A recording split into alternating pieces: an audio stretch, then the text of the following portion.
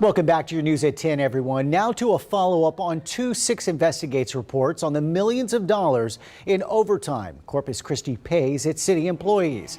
Our Seth Kovar reports policies went into place a week ago in an effort to cut back on OT.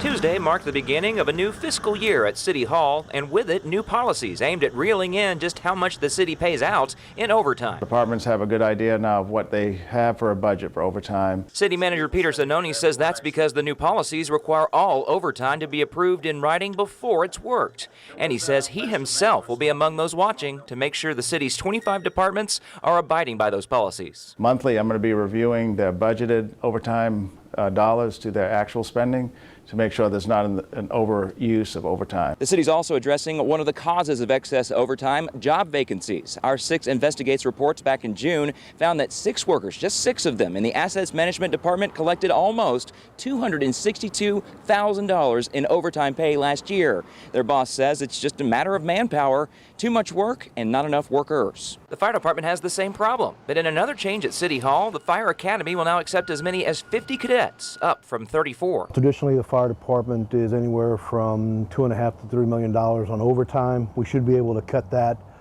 significantly with the additional hires. It's too early to tell if the policies will make a difference, but Zanoni is confident that money saving is just around the corner. We're about trying to focus our money and put it into the best use possible, not wasting it.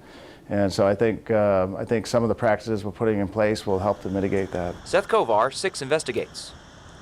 And to give you an idea of how much overtime payments have increased, in 2011, the city paid $7 million in overtime. 8 years later, that has jumped to $13 million just last year.